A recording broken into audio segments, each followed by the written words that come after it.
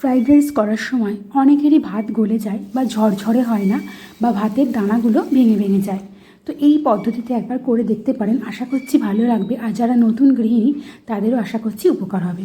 আমি এখানে 500 গ্রাম বাসমতি চাল নিয়েছি। চালটাকে খুব ভালো করে জল পাল্টে পাল্টে ধুয়ে নিতে হবে। ধুয়ে নিয়ে 1 থেকে 1.5 ঘন্টা কিন্তু ভিজিয়ে রাখতে হবে চালটাকে অবশ্যই। আর চালের জলটা যখন ফুটে উঠবে তখন তার মধ্যে আমি পরিমাণ মতো লবণ দিয়ে দিয়েছি। দিয়ে দিলাম একটা দারচিনি, 2টো লবঙ্গ আর 2টো এলাচ। তার সাথে দিয়ে দেবো কিন্তু সাদা তেল, যে কোনো সাদা তেল।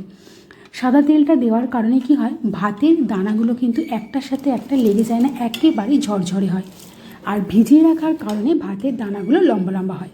দেখুন, এই ভাত হতে কিন্তু খুব বেশি সময় লাগে না।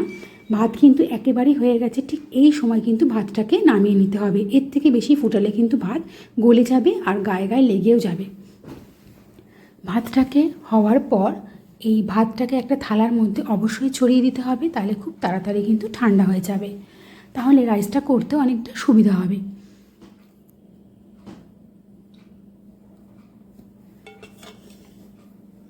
তো এই রাইসটা আপনারা চাইলে পুরো ঘিতেই করতে পারেন। আমি কিন্তু ঘি আর সাদা তেল দুটো মিক্সড করেই রাইসটা আজকে করব।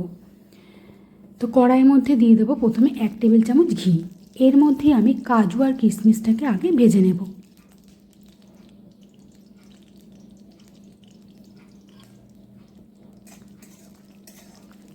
এই সময় কিন্তু গ্যাসের ফ্লেমটাকে একেবারে লো রাখতে হবে, তা না হলে কিন্তু ঘিটা পুড়ে যাবে। কাজু কিশমিশটা ভাজা হয়ে গেছে, তুলে রাখছি। এবার যেটুকু ঘি থাকবে সেই মধ্যে আমি সাদা তেল, আমি সয়াবিন অয়েল দিচ্ছি। আপনারা যে কোনো সাদা তেল ব্যবহার করতে পারেন। দিয়ে দিলাম সয়াবিন অয়েল। আর আমি এখানে গাজর আর বিনস নিয়েছি। বিনসগুলোকে একটু তেরচা করে কেটে নিয়েছি দেখতে ভালো লাগার জন্য।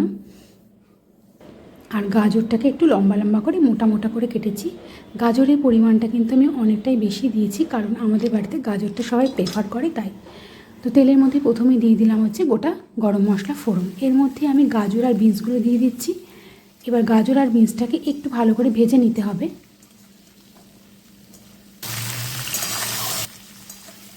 এবার এর মধ্যে আমি দিয়ে দেবো লবণ।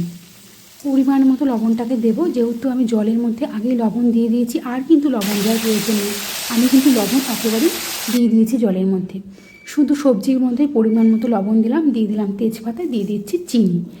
সবজিগুলো মোটামুটি ভাজা হয়ে আসুক, একটু সময় লাগবে গাজরগুলো সেদ্ধ হতে।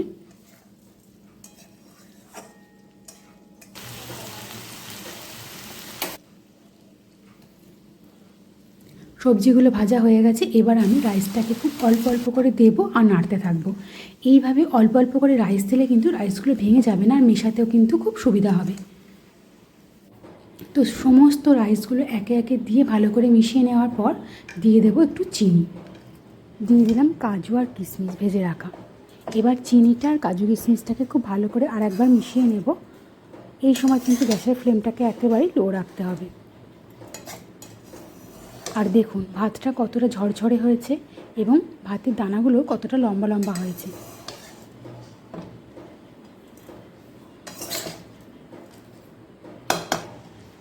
ভাত রাইস একেবারে রেডি, ফ্রাইড রাইস একেবারে রেডি। এবার ওপর দিয়ে ঘিটাকে পুরো ছড়িয়ে দেব, যাতে পুরো রাইসটাতে ঘিটা ঠিকঠাক মতো মিশে যায়।